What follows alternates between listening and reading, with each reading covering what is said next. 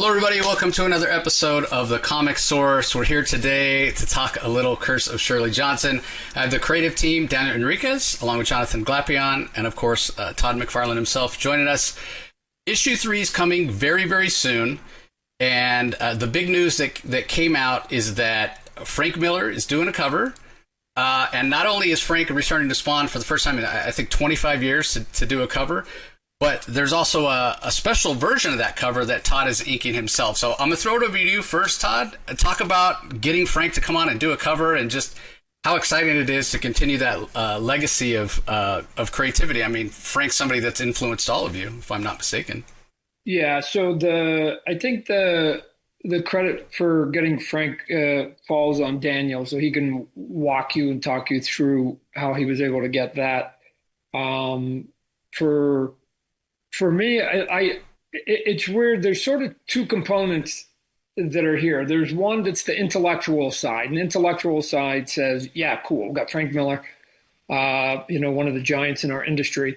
And we get to put him on a book that, isn't Spawn, is sort of one of my new favorites in my stable, helped draw attention to it.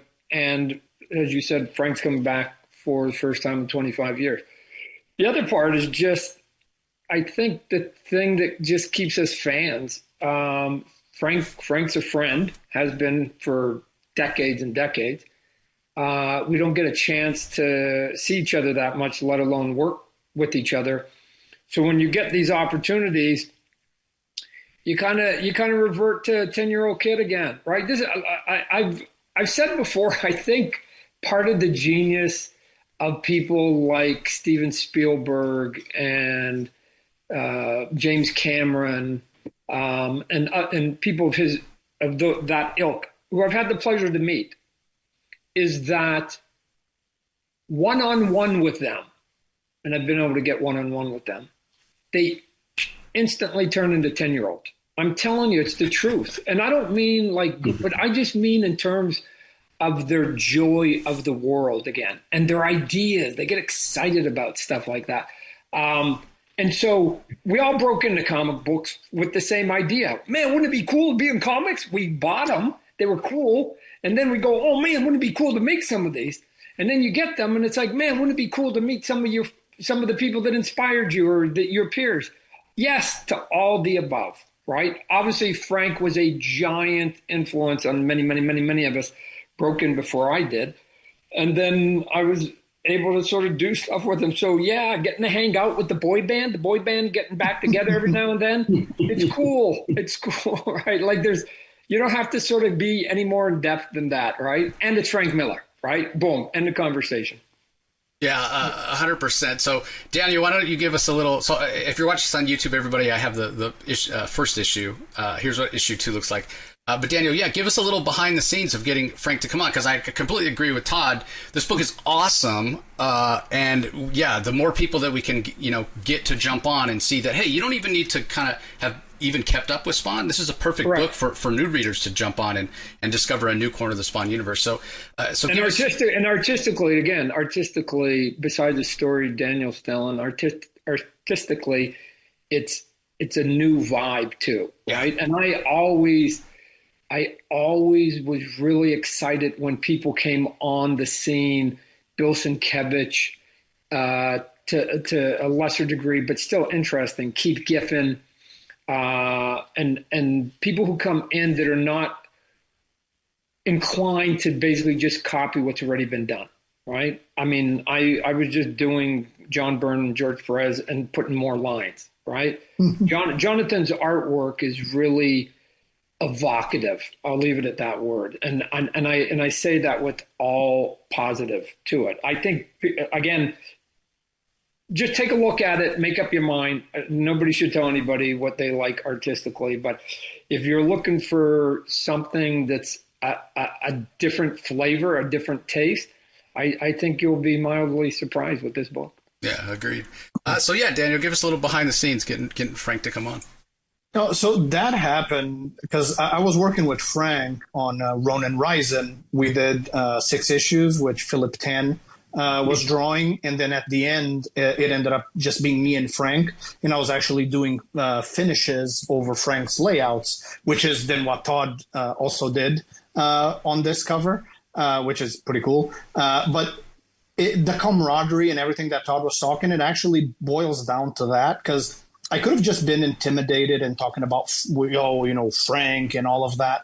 But Frank puts you with such a level of comfort with his enthusiasm for the medium, for the art itself, like just everything, that we got to talk. And he was really, really happy with me being able to have this opportunity together with Jonathan, Todd allowing two newcomers to start something that Frank was incredibly supportive from the beginning.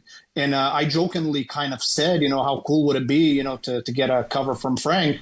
And he jumped on it immediately. Like, he was 100% supportive of all of that. And then as soon as he started seeing some art, I showed him the concepts. We gave issue 1 to Frank.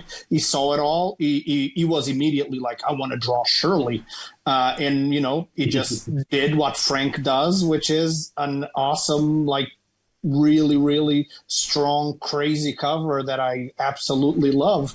But it all, like Todd was saying, stems from creators talking to each other, to a certain degree, supporting each other. And it really is how it came about. With Frank starting it. And then I even mentioned it to Frank too, like, because Frank sent the layout before. It's like, how cool would it be if Todd did some inks on this or something? And Frank was immediately like, that would be really cool. And so we're like, we just tried and asked Todd, hey, what do you think about this? And fortunately, Todd liked the idea as well. That's awesome. So you want to work with Frank. Yes, there's people out there go, no. I'll get back. Yeah, kind of a no-brainer. So here's the regular cover, everybody. Let me put you out of your suspense. Let's take a look at Frank's cover, which is just, over the top, amazing. I mean, Shirley's going crazy there. It's just awesome. So let me throw it over to you, Jonathan, because I agree with Todd. Like, what you're doing is amazing. It's a different flavor from the art that we've seen in other Spawn Universe books. It's very textured. A little, it's almost like there's a mist at times on things. The line work is not always like completely solid. It's amazing. But you have an interiors on this book that's coming out, issue 3, A Curse of Sherlee Johnson, and Frank Miller's going to have a cover. I mean, are you just kicking yourself? Like, how exciting is this for you?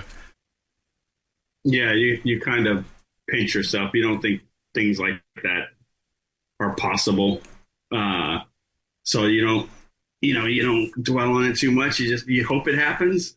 And if it does, it's super cool. But I'm absolutely floored that it happened. I think it's really cool. And it's even cooler, the sort of the enthusiasm that Frank and Todd had to do it. It's that thing of like, when artists get together, we just start talking craft, and it's fun. So, and that's what comics is. Comics should be fun, and creating should be fun always.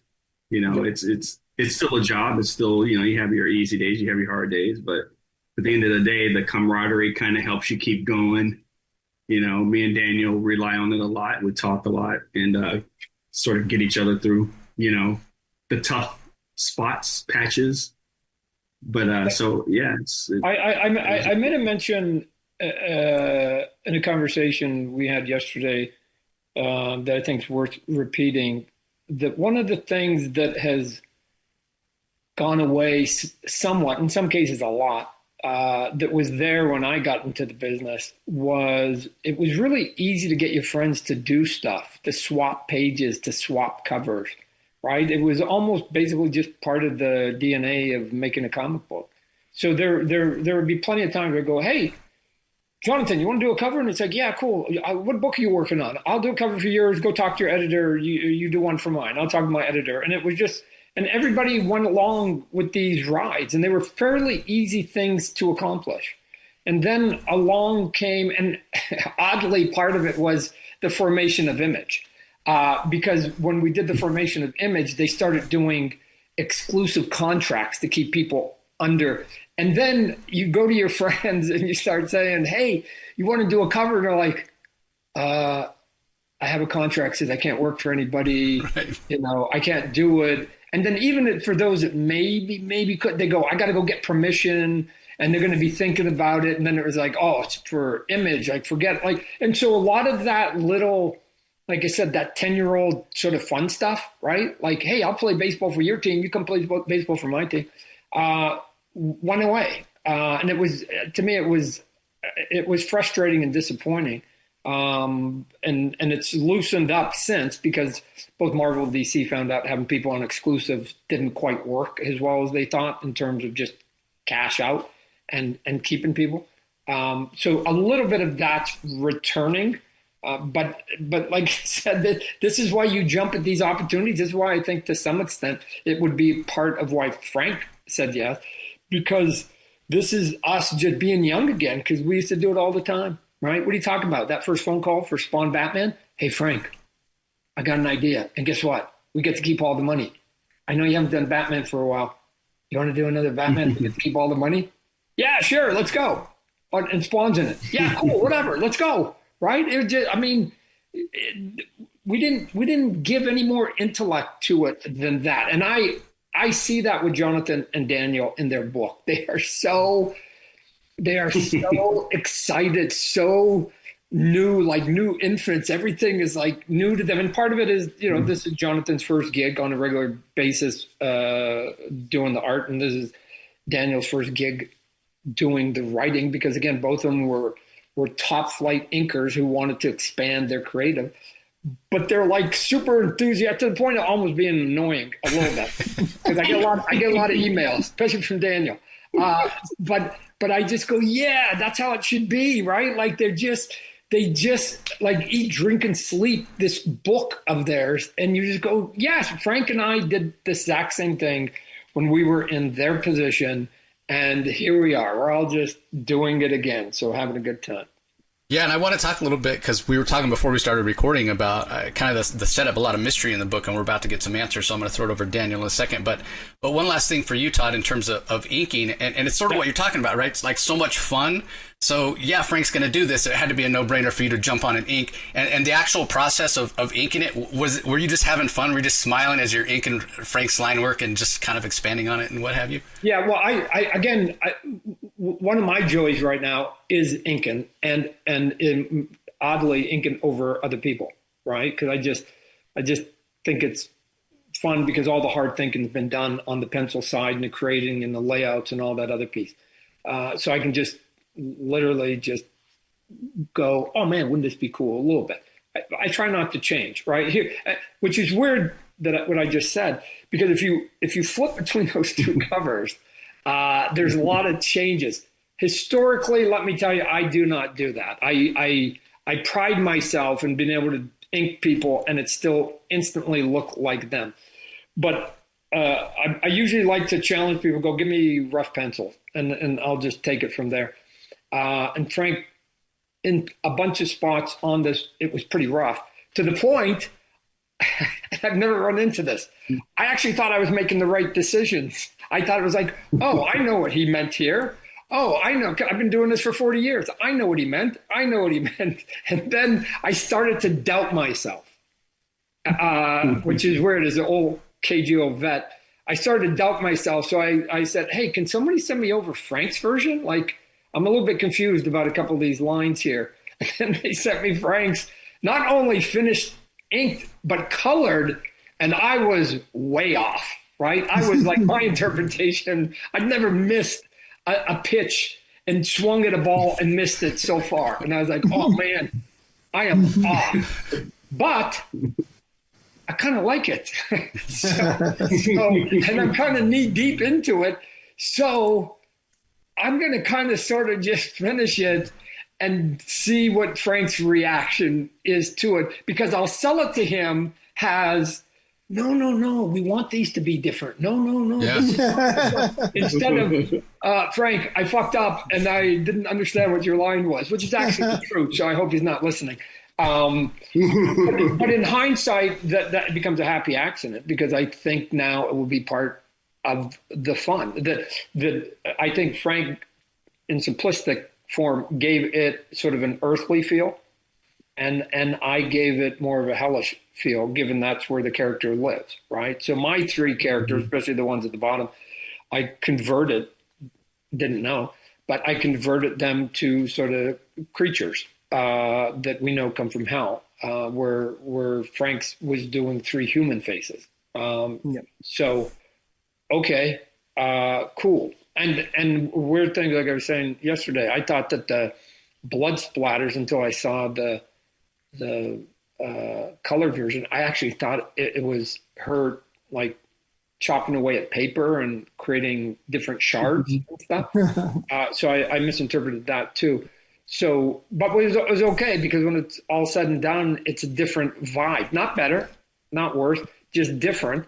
And I think it will be part, I'm hoping, fingers crossed, will be part of the conversation people have. If they get both, they'll just go, oh man, look at that difference. Look at that difference. Look at that difference. They can choose which one they like better or whatever. That's just part of the fun of anything.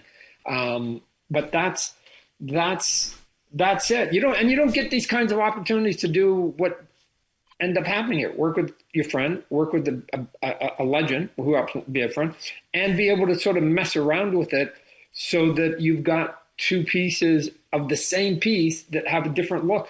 That cocktail doesn't come around that often. No, I mean, I don't think I've ever seen it done this way. And I mean, Frank's is so over the top and in your face. When we talk about black and white art, a lot of times my favorite thing about seeing, just straight pencils or straight inks is you get to see more of the texture. And yours is giving us that. Like your version, it just has more texture to it. So I love the comparison. And it's kind of, as former inkers, Daniel and Jonathan, you know exactly what I'm talking about. This is showing the value of inks. You and I, Jonathan, have had this conversation so many times. People they think inking is just tracing. It's not. It's so much texture and adding and what have you. And this is a perfect example of showing that. So, it's also a good example of someone who inks that has the drawing chops. Right. So not just tracing. You have the drawing ability to do what Todd did. So yeah, that's why when I ink, and honestly, when I ink other people, I just go, guys, you can keep it loose. I've done a little bit of drawing in my day. Right?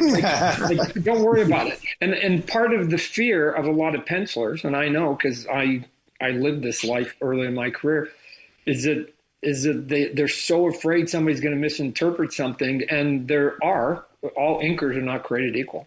There are some average to below average inkers out there that can distract, I think, from your work. So some pencilers, like a lot of them at times, will dig really deep with their pencils just to almost make it bulletproof. You guys have seen this. You guys have inked this before.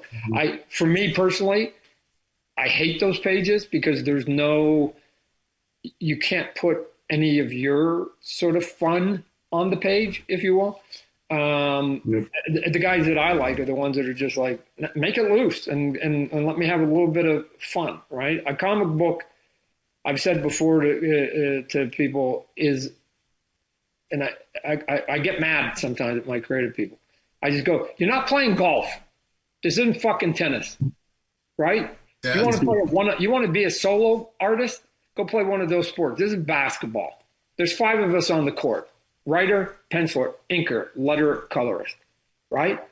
Give room for all those people to have a little bit of joy in the work. Stop hogging all the action for yourself. Pass the ball around a little bit, which basically means that from a writer, you don't have to do a full script and give every camera angle.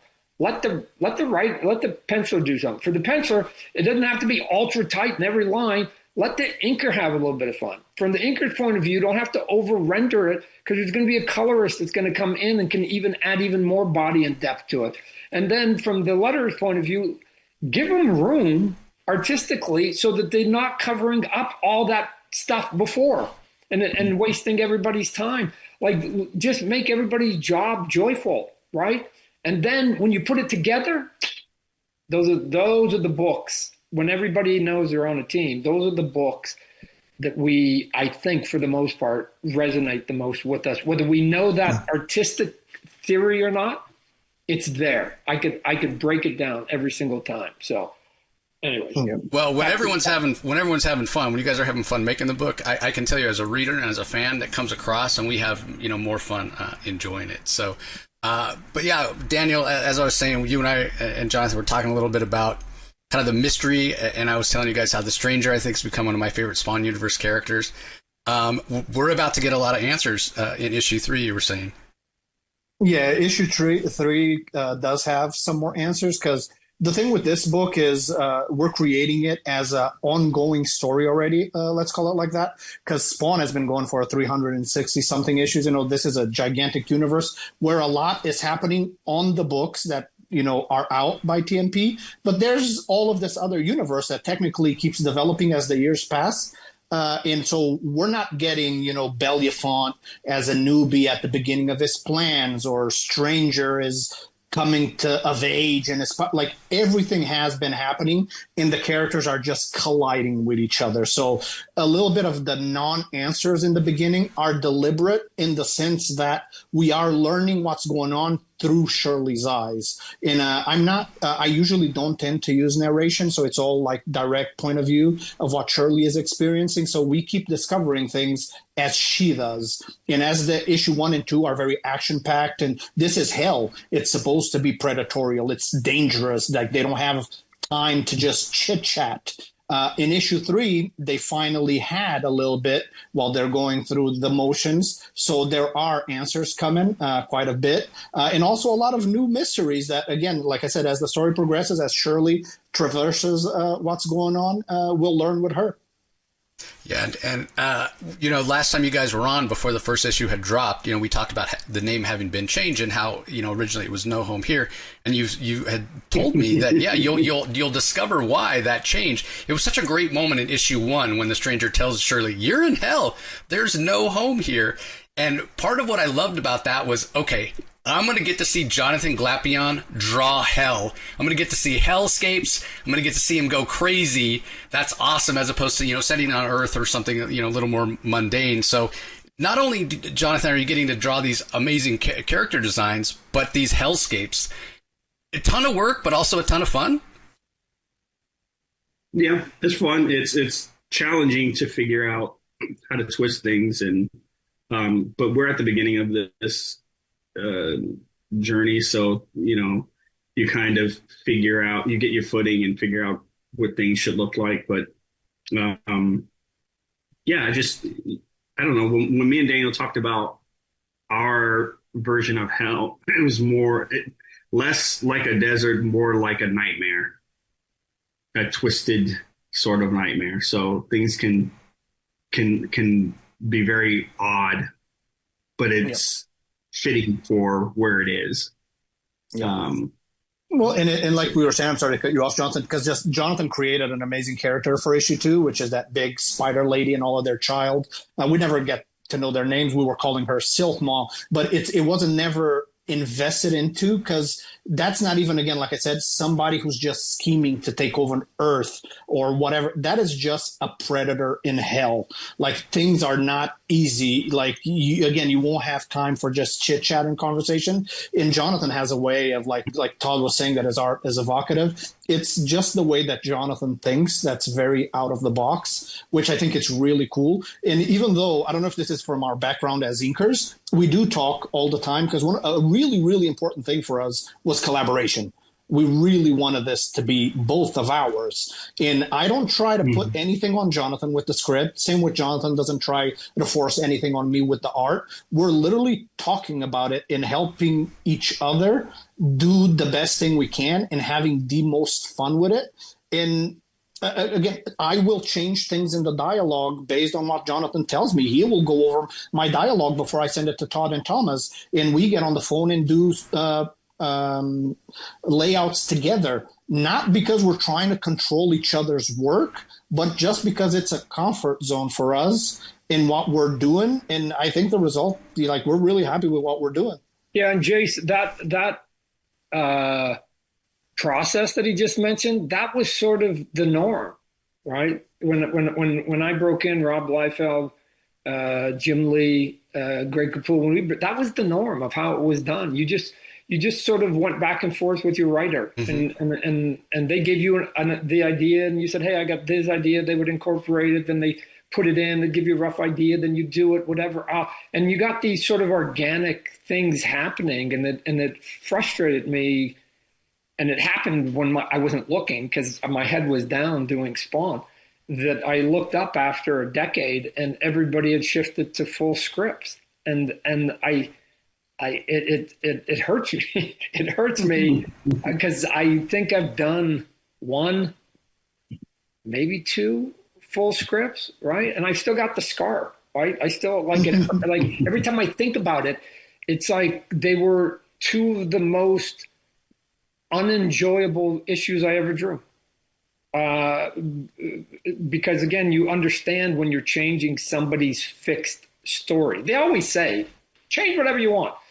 But once you read it, you change it, you know intellectually you're changing it. So these guys are doing like old school stuff, and lots of good happy accidents can come out of that equation. I wish more people would do it. So good on them. Let me also add, I put some undue pressure on them. They didn't know with that name change, right? I know that they kicked and fight, and maybe if you hooked them up to the lie detector, they still think it was a stupid idea, right? So, but they've been very kind.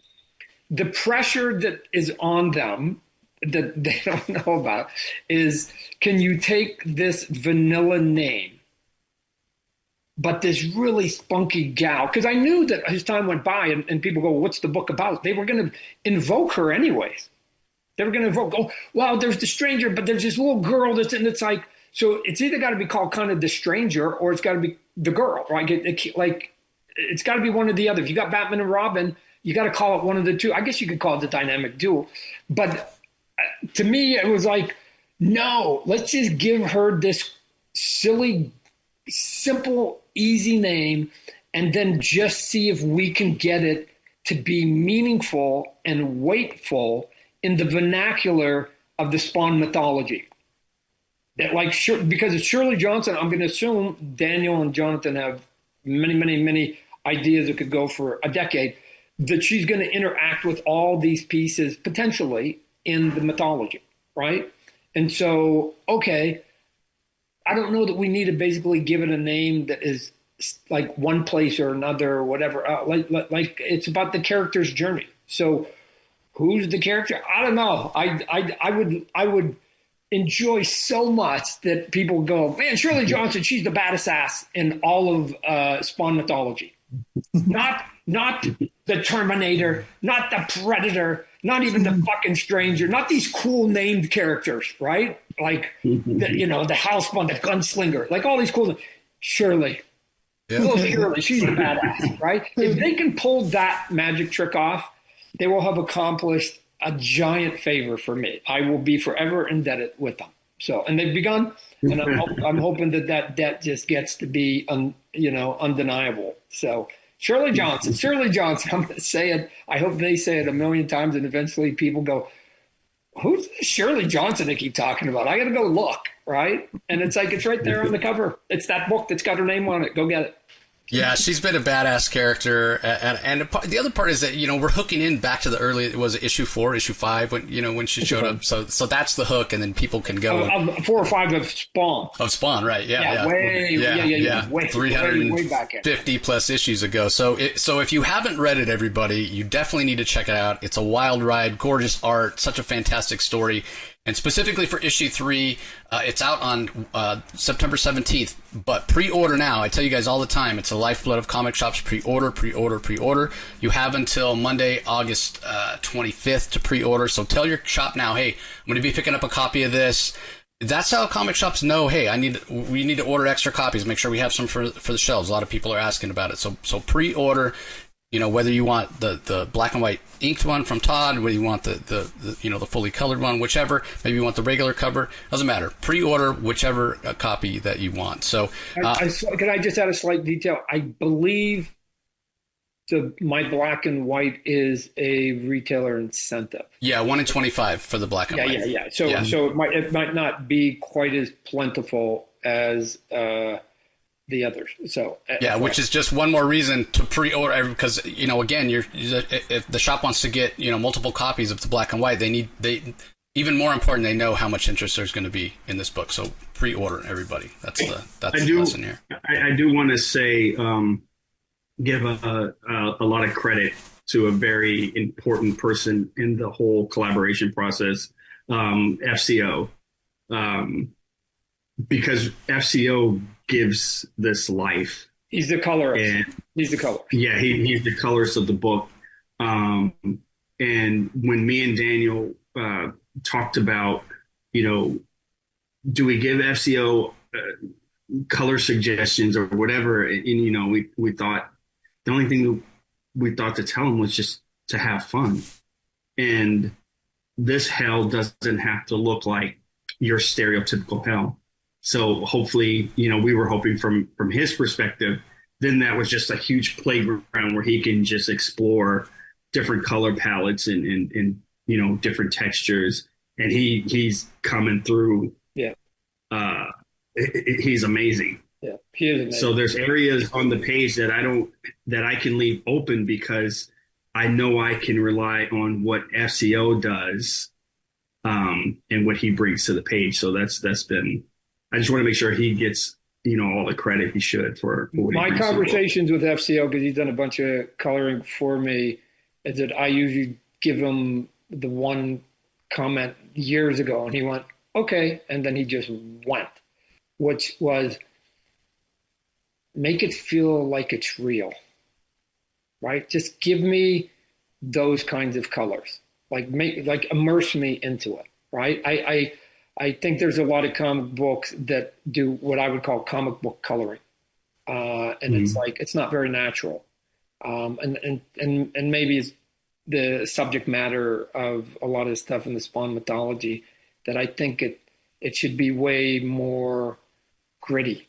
And or it should feel like a movie you've watched that you just went, oh yeah, fuck, that's a little bit like the movie Seven, or something like that, right? Or Jacob's Ladder or something. Like I see it instead of like when they're surprised, the background goes red, right? Or they slug somebody and the background goes bright green or what? Like no, right? That doesn't happen in a movie.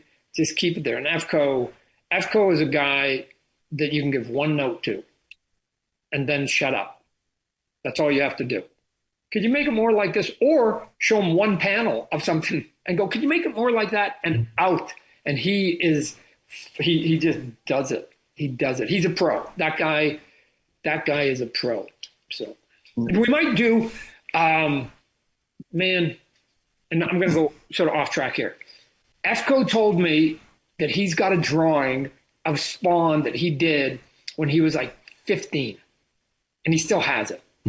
And I keep threatening him. I got to come back to the sample. I go, send it to me. I'm going to ink it. Oh, and then, man. And then you color it. So it'd be pencils by 15-year-old FCO colored by 60-year-old FCO, right? Like it would just be kind of cool. Like literally a half century later, you're coloring your own stuff. And then old KG vet Todd would be inking. So I'll coach you up a little bit on it. And then you get to come back. I don't know. And I don't even know if you got a picture of yourself holding it when you were 15. Even way cooler, right? So those are the sort of silly, dopey stuff when us creators get on phones. We just like go, hey, wouldn't this be cool? Or this is so stupid. You think this is too dumb of an idea? This is usually half of our conversation. Yeah, sounds like another variant cover to me. That would be cool. Well, again, everybody, final order cutoff in a couple weeks on the 25th. Be sure you get your orders in, and then the book will be out on the 17th of September. So, guys, keep killing it on Curse of Sherlee Johnson. It's so fun. I can't wait to see Sherlee continue to kick ass and get more powerful, get some answers about the stranger. And I mean, you just have to be over the moon, Todd, with the mythos they're adding. This is exactly what you were talking about when you wanted to kind of expand the line of the Spawn universe organically. Here's a Spawn universe book that Spawn's not even in, and it's fucking awesome. To your point, the goal I gave to all the people, for the most part, they're doing a lot of books, is I've been painting this mythology for a long time, right? But I think that I've only painted 30% of the canvas.